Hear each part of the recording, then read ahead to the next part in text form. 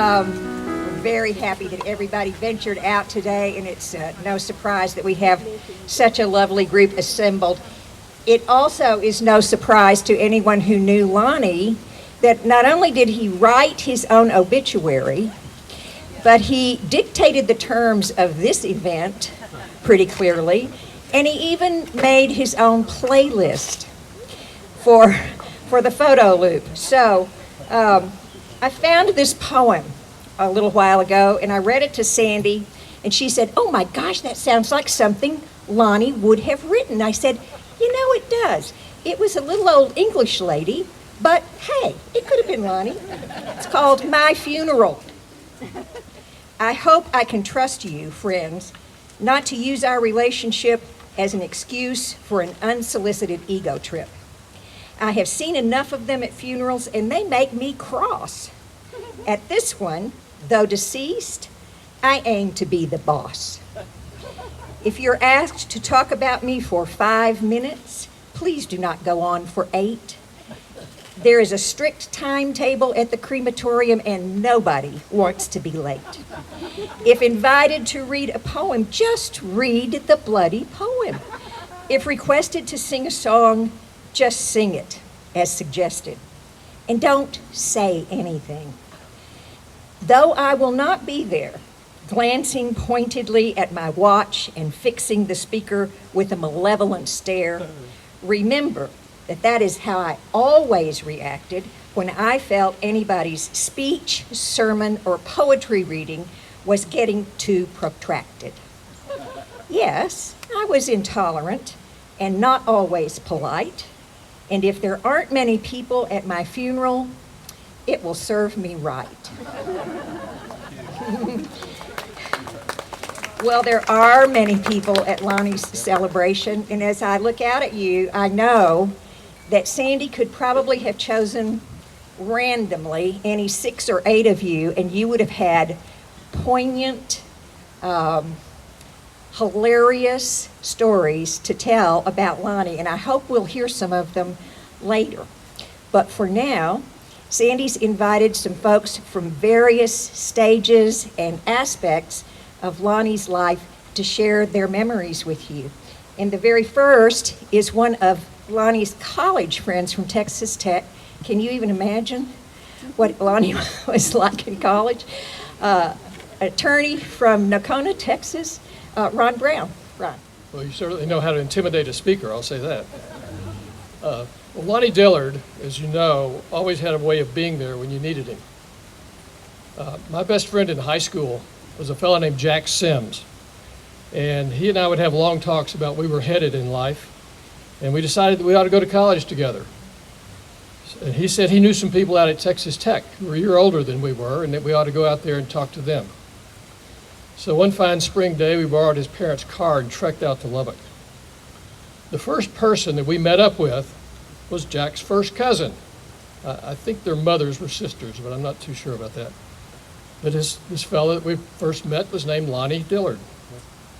Lonnie was a freshman cheerleader, was pledging a fraternity, and he took us to the chapter lodge and introduced us to some of his pledge brothers. These were some of the coolest dudes I ever met. And all of them were Lubbock natives, and they had combined together to see if they could make this fraternity into something. Lonnie was a ringleader of a bunch one of our members would later coin the Vicks Club. And what the Vicks Club was this group of Lubbock natives who still lived at home, where they were able to have their chests rubbed by their mommies when they caught a cold. So he was a charter member of that one. Well, Jack and I were completely blown away by this group that we met and how much they welcomed us to Tech. And on the way home, we said, we're going to apply to Tech and we're going to work like hell to be a member of his club. I had to shelve my plans to go to Harvard, but that was okay because Lubbock was far enough away from Fort Worth. Fast forward to September, Jack and I were roomies in a mostly freshman dorm, and Lonnie shows up again when you needed him. He came to persuade Jack that he ought to run for freshman cheerleader and that I ought to run for freshman council. I said, well, you know, there's a problem there. The time for filing is past. And he said, no problem. We'll do a write-in campaign. I said, is that true? Can you do that? He said, I don't know, but we'll try it. And we did, and we won. Maybe the first and ever time they did it. The next time he helped us was to get into that fraternity. It was his dream to make a good chapter into a great one, and we did a good job with 35 new pledges, including the person you're going to hear from next. And his dream was coming true, and thanks to him, we met some of our closest college friends. Lonnie would go on to have an illustrious career at Texas Tech. He was on the student court, which explains why he probably didn't want to be a lawyer.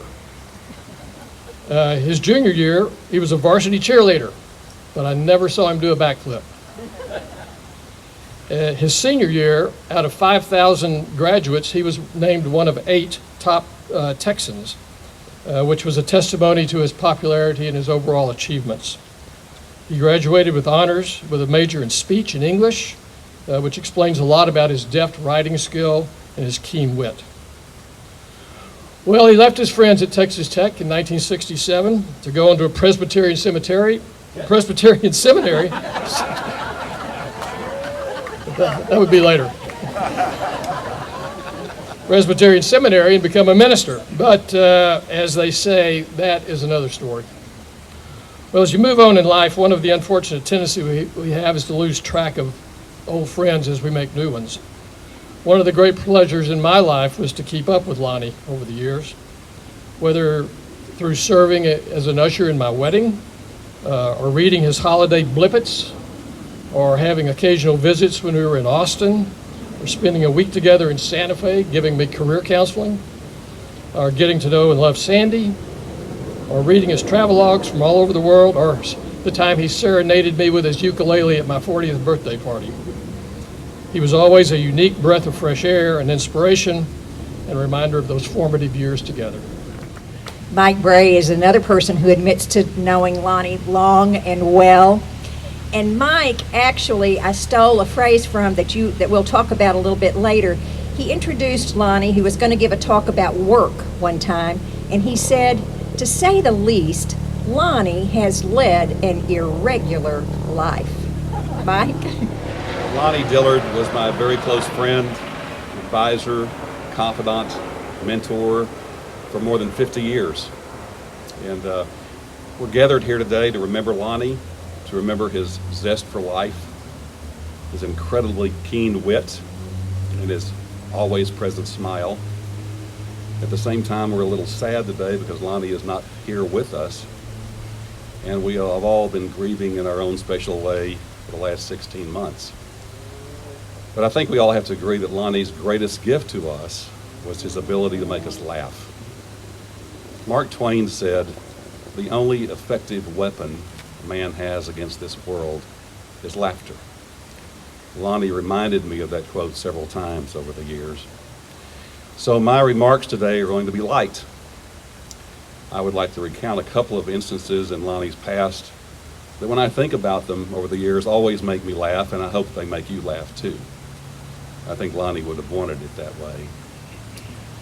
So Lonnie and I grew up on the dusty plains of West Texas, a place called Lubbock. You may have heard of it. We were fraternity brothers with Ron Brown in the 1960s. And even way back then, people that spent time around Lonnie knew that we were dealing with something entirely different.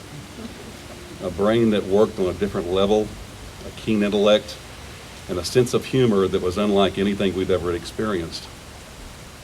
And sometimes Lonnie's sense of wit and humor got him in trouble. By the mid-1960s, Texas Tech had grown to over 20,000 students, and it was widely felt that the original name of the institution, Texas Technological College, was outdated and needed to be revamped. And so the subject of a name change was the hot topic on campus. And every day in the student newspaper, someone would write a letter expressing his or her opinion about what the new name should be. Finally, the president of the university, he printed his own letter saying, the new name of this institution should have a solid feeling of scholarship and erudition, but should also have a regional flair. So the very next day, Lonnie wrote his own letter saying, I have the perfect name, the University of California at Lubbock. He received death threats over that. Seriously. As Ron mentioned, when Lonnie left Tech, he moved here to Austin to begin, not cemetery, but seminary. And during that time worked a various number of odd jobs to try to make ends meet, and one time found himself working in a shoe store in downtown Austin. One day a woman came in asking to see a particular shoe, tried it on and was satisfied, and asked Lonnie, "How much is this shoe?" And he said, $75. She said, "I can go right down the street to Robinson's and buy this shoe for $65. And Lonnie said, "Well, I think that you should go down to Robinson's and buy that shoe for $65. She said, "I've already been there. They don't have my size." And Lonnie said, "Well, when we don't have your size, we sell them for $65 too." That got him in trouble. You know, Lonnie loved travel. He loved literature. He loved art. He loved poetry. But most of all, Sandy, he loved you. It is said that no one dies who's not forgotten. And Lonnie Harold Dillard, my dear friend, rest assured that you will never be forgotten. I think every event ought to have a little risk in it. Here's Dan Bullock. Lonnie was a Renaissance man, to say the least. And when I was invited to join him for a few days out in Santa Fe, I was concerned about how sophisticated I might need to be around Lonnie. He put all that to rest pretty quickly when I learned that he was the only living person that I'd ever been around who had a clap-on, clap-off deal tied into his electronics. So every morning we were awakened by Mojo Nixon singing either Elvis Is Everywhere or the Polka Polka song. Every single morning Lonnie would awaken and it would go something like, "Polka polka, that's for me, living life so merrily. Polka polka, sing along. Polka polka all day long." So it was just horrible. In fact, worse than my singing, but we heard it every morning, and so that was one of my first big memories of Lonnie's activities and interests and being somewhat of an aberrant person in our society. I would say this after that. Lonnie was a Texas Tech cheerleader, which we've heard. He came to Austin to become a Presbyterian minister and family counselor, but his too early marriage failed. He lost confidence in his ability to counsel others, dropped out, and went to Europe to sort himself. After an extended stay, came back to Austin, sold shoes at Yarring's on Congress Avenue. Jolynn calls me at that time and asks if I know Lonnie. The answer is no. However, she said, "Lonnie needs friends to help him resettle, and I'm assigning you to the team." I never say no to Jolynn. Lonnie graduated to selling municipal bonds, later became a financial services manager for Temple Inland. He succeeded with tenacity, personality, and major smarts until he outsmarted himself. He discovered he wasn't a numbers guy. He wanted to realize his gifts as a writer. He traded his Mercedes for a yellow VW Bug convertible, sold his Rolex, cashed in his IRA, and moved to Santa Fe to, quote, write his novel.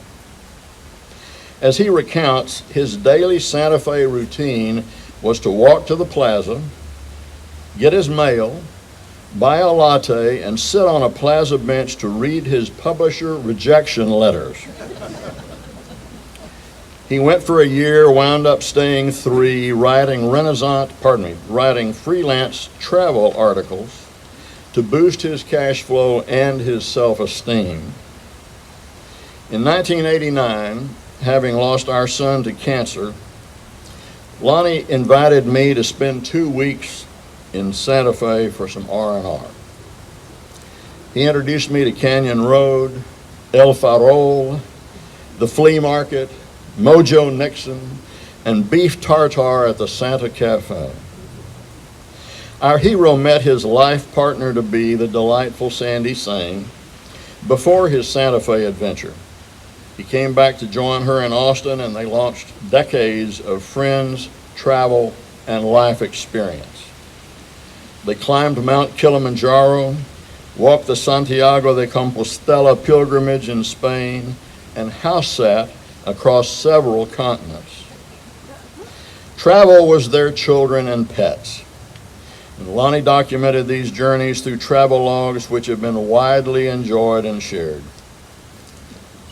Lonnie and I just clicked. We shared a West Texas background, profound immaturity, irreverence with him as a pastor, and hair-trigger senses of humor. We enjoyed entertaining, mildly provoking, mainly distracting ourselves. We exchanged humorous headlines, cut and pasted news trivia to postpone real-life responsibilities. I've still got my file.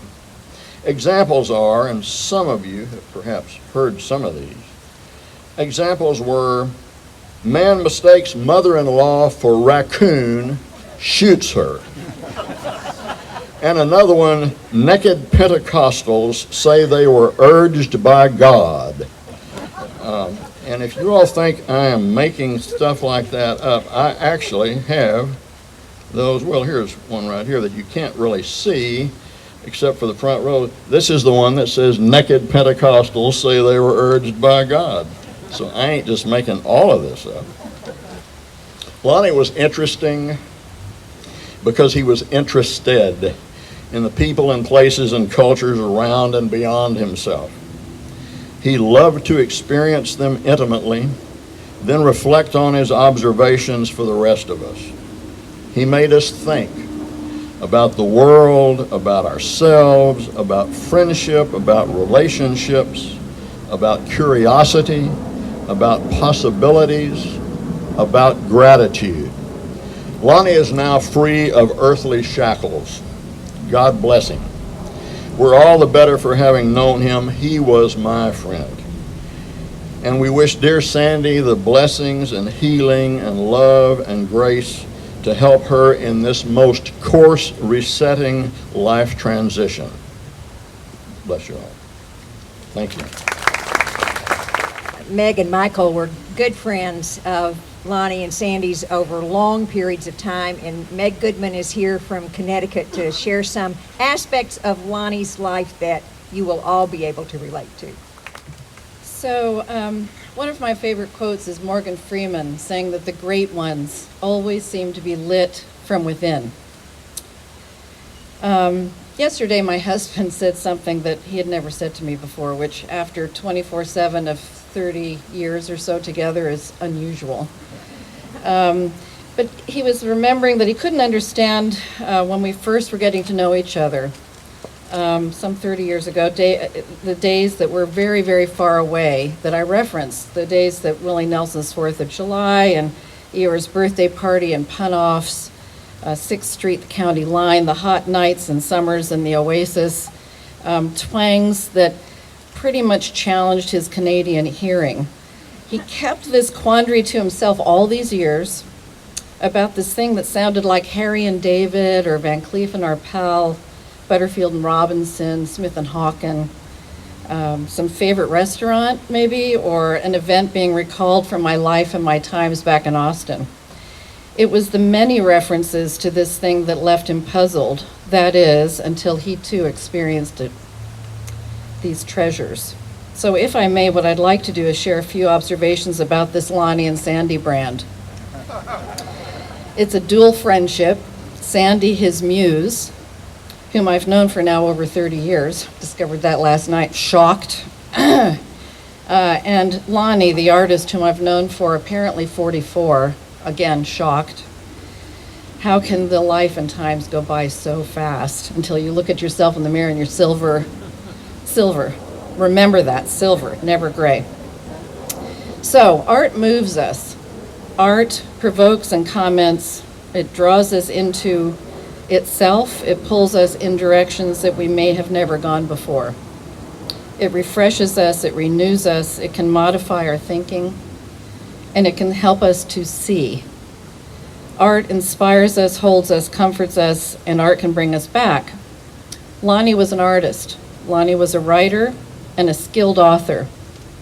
We all know what kind of raconteur he was. It's been referenced several times, and we've all absorbed it.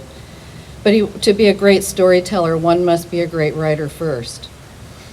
Lonnie was an accomplished author, composing puns and poetry, prose, speeches and lists, annual wrap-up and travel roundups that inspire, provoke, and bring clarity to this day. I remember the first time he sailed away to Santa Fe, dovetailing with Mr. Bullock's memory, to discover his inner artist, is what I recall, returning to Austin claiming he didn't have the skills to pursue it. We spent many a moment arguing about this through all the days with Lonnie and Sandy, as he never considered himself an author, a journalist, or a poet. But a skilled author and philosopher, poet, he most certainly was. He was and will always be our Thoreau. Lonnie was a curator. As a traveler, he sought, found, and absorbed all the museums, and collections around each corner, never missing the chance to ferret one more discovery inside every nook and cranny, every trip, every walk, every expedition. As a result of this insatiable quest, he became a skilled collector, covering flea markets to garage sales called tag sales in New England, for reasons unbeknownst to me, all over the world. His was an artist's eye, a skilled editor of objets d'art, an art collector of an entirely different nature that winked at taking it all too seriously, yet brought with his signature approach a seasoned and skillful eye that clearly understood its greater purposes. Lonnie was a master sculptor. Lonnie's search to discover, to experience, to remember took him far and wide in this quest, this thirst, really, for artful happiness and pursuit of a meaningful life. He saw it, he seized it and celebrated it. He pondered about it, worked at it and wrote it. He loved it and lived it. He carved away at this sculpture of a life, perfecting it through the years, and he shared it. But Lonnie did not understand that he was fundamentally his own work of art, a mixed media of a man. His art form, his palette, his masterpiece was his life. As a member of a group of young Austin businessmen who commissioned one of the first works of public art in the latter half of the 20th century, Lonnie also left us ample evidence of his urban presence. This sculpture by David Deming was to be placed in front of the then downtown public library. Mystic Raven, I kept calling it Mystic Haven, which is also okay, now stands in Pease Park on the corner of North Lamar and Windsor Road, a fitting bit of evidence from this master artist of a friend.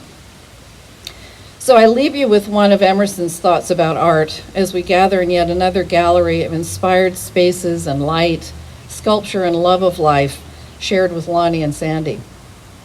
Quote, "Art is viewed through the course of the composition as both an expression of the human soul and as a language that speaks to all individuals, not just the rich or privileged.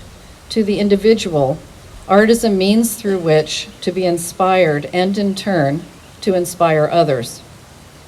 Thank God for Lonnie, for the many, many works of art in the mixed media of inspiration he created, absorbed, and shared. He will forever be lit from within. And thank God for Sandy, who carries forward this light for us now as our muse, our collective muse, to embrace and to help us carve our living sculptures that we in turn will share. Art inspires us, holds us, comforts us, and art can carry us onward. We can only hope to inspire as fully as you do, Sandy. We love you. Dennis Reese was a member of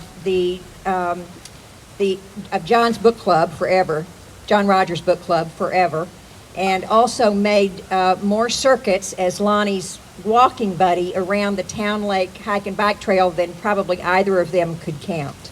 Dennis? When Lonnie and I were in town at the same time, Twice a week, we walked Lady Bird Lake, early in the morning within yards of this very spot. Whenever Lonnie had a larger issue to discuss, he'd start by telling me how many points he was about to make. I will offer you 6, which I have been told is the maximum a typical listener can remember in one setting. It also explains why I have these notes in front of me, because my maximum is 2. 1, Lonnie was both a prolific writer and consumer of literature, and he relished memorizing poetry. Lonnie loved reciting Billy Collins' poem, Forgetfulness, chronicling how he inevitably forgot everything about a great novel. On the death of his friend and fellow poet, Seamus Heaney, Collins penned Speed Walking on August 31st, 2013, the day after Heaney's death. And I offer a slightly modified version, which I call Speed Walking on December 19, 2020. Nothing much to report this morning, as if anyone were waiting to hear. Putting the day on hold like just a few women jogging by, girls with their eyes lowered, and a few men, their awkward hellos. The squirrels don't really count because of their ubiquity, but there was one brown rabbit, frozen up ahead on the cinder path. Immobile as a painting of a brown rabbit, so I stopped and tried to be as still as a pencil drawing of a man. And maybe a half a minute passed before he bounced himself into the weeds. Was that you, Lonnie, coming to pay me a little visit? Who else could it possibly be, I asked with confidence. Not Robert Penn Warren, surely. No, only you with your eyes still bright. 2, Lonnie was a great storyteller. He told me we all have personal narratives we live out in the forms of stories. There are only 3 questions, and they're on the page before. Who are we? Where did we come from? Where are we going? His stories were aimed at your heart to help you answer those 3 questions. 3, Lonnie was a minister, as we've heard, truly caring about the happiness of others. He never ceased ribbing himself about his own foibles. His own self-awareness translated into empathy for the rest of us, at least if you were a nice person, because Lonnie had no time for those who thought themselves above the fragility of the human condition. Lonnie was a founding member of the John Rogers Book Club. Incorporated into this memorial are thoughts from current members, most of whom sit among you today. Members were often direct during our discussions, and everyone generally accepted criticism in good spirit. When they did not, Lonnie was adept at smoothing the waters, so good at it some didn't realize what he had done. 4, Lonnie was both ethical and an ethicist. He gravitated toward people who had firm moral codes. He had one of his own, grounded in the idea that when he arose the next morning and glanced in the mirror, the person staring at him had better have done his best the day before and be ready to do it again. He made the people around him better. Now, Lonnie could have been none of these without being a philosopher, so I trust you will reread his essays if you're Epicurious, particularly the one titled, Brother, Can You Paradigm? It's in the book.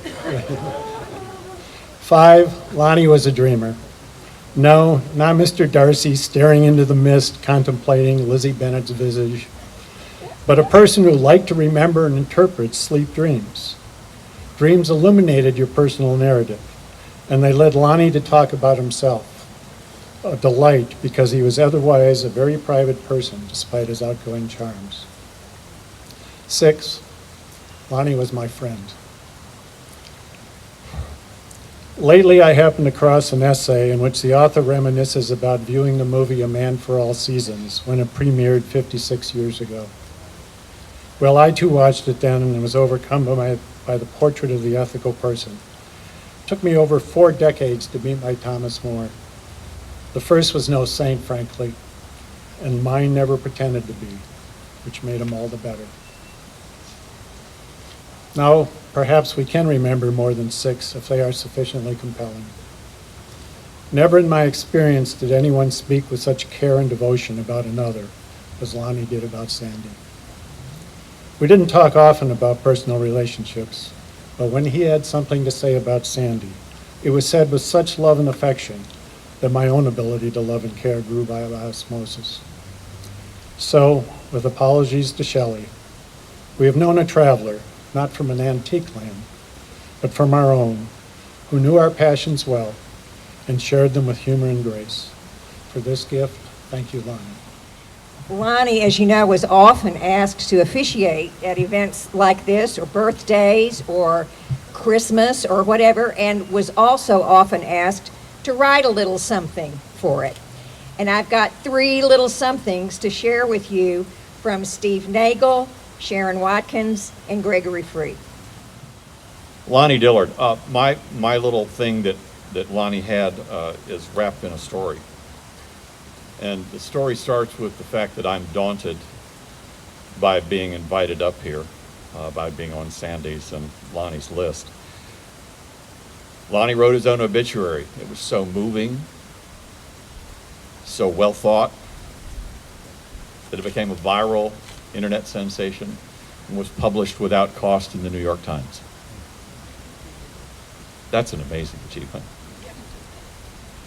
It will not surprise anyone who knew Lonnie that the first time I met him, I felt as though I had known him all my life. At least, I think that was the first time I met him in this life. In any case, my memory is that sometime around 2013 or 14, when my wife and I downsized and moved into Villa West, we came across Lonnie and Sandy because they were fellows there. They didn't live there at the time. They lived in this little area, the AISD building. I don't know how many people were privileged to visit that eclectically decorated, curated apartment in the old AISD building, but it was amazing. And I think in retrospect that I may have actually met Lonnie before, because even among the speakers today, there are a lot of people that I know, and it's true even more out here. I see quite a range of people. Investment people, judges, lawyers, accountants, business people, restaurant owners. It's quite a wide group of people and very well curated. So, just a small example. In 2016 or so, I met Dennis Rice, whom you met earlier, who spoke earlier. He was at the time dating an old friend of mine named Barbara Miller, who lived in Villa West. And Dennis, Barbara, my wife Quincy, and I all habitually go to the Chautauqua Institution in Western New York in the summer. And Dennis and I bonded over our love of music. We're both also lovers of wordplay, and we're both lawyers, although in very different fields. After Dennis and I struck up a friendship, I learned that he and Lonnie did this circumnavigation of the Lady Bird Lake Trail. I had no idea. I knew them both, but in completely different areas of my life. And although Lonnie and Sandy did not live in Villa West when we moved in, they were around. They were fixtures at the entertainment events. And Lonnie, as everybody has mentioned, had a poem for all occasions. One of my greatest honors in my friendship with Lonnie was that he asked me to read a poem that he composed for Barbara Miller's departure from Villa West. And I did that. But the other honor was that he asked me, he composed a poem for me for my birthday. And he did it in November 2020, which, as everybody knows at this point, was a time when he was quite ill. Like me, Lonnie was a man who loved to play with ideas and to play with words. Puns, spoonerisms, malapropisms, neologisms, all of them would spill out of his mouth, much to his and my delight, and to the groans of many of those around us.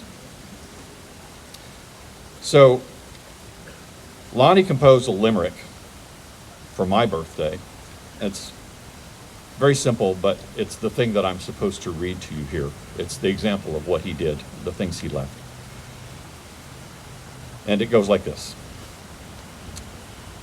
A spellbinding attorney named Nagel, well mastered in the art of inveigle. When people heard old Steve, they could not help but believe. So he seldom found need to finagle. So the time I had with Lonnie Dillard was too short. I felt I had a good friend, growing into a better friend. And I have a tribute for Lonnie that is a poem that has disappeared. Lonnie Dillard, thank you. Thank you, Sandy. Unbeknownst to me, the brown bunny visited me this morning and sat on my front walkway as I went out to get the newspaper. I didn't know that was our group. We kind of have a bunny fetish as a group, so but I had never heard that from Dennis, and I stood still as a pencil drawing, and the bunny waited for about 30 or 40 seconds, and this is in my front urban yard, so thanks, Lonnie.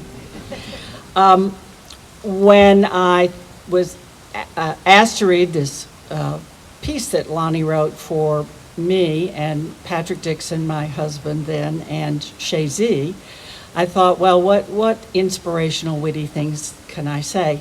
And I realized that you don't out Lonnie. So I'm just going to read what he wrote.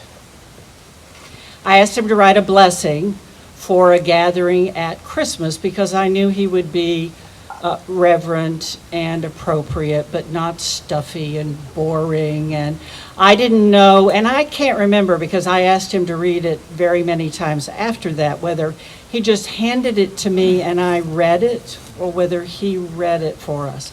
But he also says lovingly prepared by Lonnie and Sandy. So Sandy might have had a hand in this. I can just see them thinking about it and composing together. Now, this is a blessing before a dinner at Christmas. Could have been written for the gathering today or the times today. I think, in fact, I asked him would he write a little something for today? So here goes. Dear Lord, bless our mess. Lift our messery from us. Forgive us our mistakes, our miscalculations, our missteps. Overlook our misdemeanors, our misfires, and any mischief we might have been guilty. We confess, Lord, there are times we have mishandled our responsibilities, times we have been mesmerized by petty, unimportant things, and times we have misunderstood our calling. We have crapped in our mess kit, messed with Texas and messed opportunities you have put in our path. Nothing is less forgivable than the measure of talent you have so generously bestowed upon us. We are truly misfits in your sight. But Lord, we can only say that our missteps were the result of our being miscast, thrust mistakenly into this mise-en-scène before we are ready for the mission. Be that as it may, Lord, please know our misadventure, if that's not a misnomer, was an innocent series of mistakes and not an intentional miscarriage of justice. We messed up and have been remiss. Forgive us. Save us from becoming misanthropic and feeling misled. Be our personal Messiah and bring us a message of hope for a way out of this mismatch. Amen. Hard to follow Sharon doing Lonnie. Lonnie loved to write, he loved to read, and if he selected something that he wanted you to hear about, you were going to hear about it, and you knew it was good. So for an occasion much like this, it was the passing of our dear friend Tam. He used this piece to close an event, to be solemn, but only to be solemn in Lonnie's way. This was not written by Lonnie. This was written by Henry Scott Holland, who at the time was the canon at St. Paul's Cathedral in London. It's called From the King of Terrors. This is about as solemn as we get when we think about Lonnie. Death is nothing at all. It does not count. I've only slipped away into the next room. Nothing has happened. Everything remains exactly as it was. I am I, you are you, and the old life that we live so fondly together is untouched, unchanged. Whatever we were to each other, that we are still. Call me by my old familiar name. Speak to me in the easy way which you always used. Wear no forced air of solemnity or sorrow. Laugh as we always laughed at the little jokes that we enjoyed together. Play. Smile. Think of me. Pray for me. Life means all it ever meant. It is the same as it ever was. Why should I be out of mind because I am out of sight?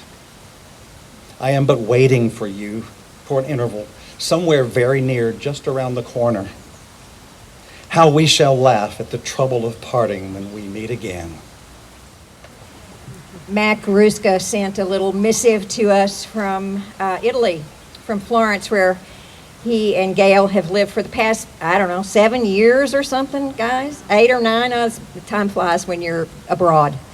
And Mac said, Lonnie had the unique ability to make each and every one of us feel like he was our best friend. I couldn't agree more. And I know that all of you have some stories to share, and I can't wait to hear them. Right now, we need to say some thank yous. First of all, to Daniel Garza and to Cliff Ernst, who were our AV guys today. Sandy handed a raft of photos to Daniel, and he made them into this wonderful photo loop. And we handed a list of titles of songs that Lonnie loved to Cliff, and he put the accompaniment to the photos. So we thank you very much for that, gentlemen.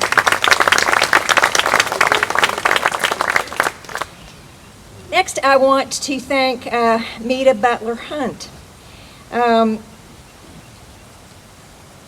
I and others had encouraged Lonnie for a very long time to collect his writing into a form that could be published. And he would always grind his toe into the dirt and aw shucks, and he just couldn't possibly do that and nobody would be interested, he would tell me. But I didn't believe that, and ultimately he didn't believe it either. And he spent some of his precious last days putting his writing together into a giant banker's box and even writing some little sticky notes to attach to some of it. And I picked up that box the day before Lonnie died. What we have here is a collection of Lonnie's personal essays and his travel logs. It's mostly Lonnie's words, thank goodness, and we have it through the good offices of Meta Butler Hunt. Meta underwrote this effort, and each family will get a copy on your way out when you leave. So we are very, very, very grateful for that.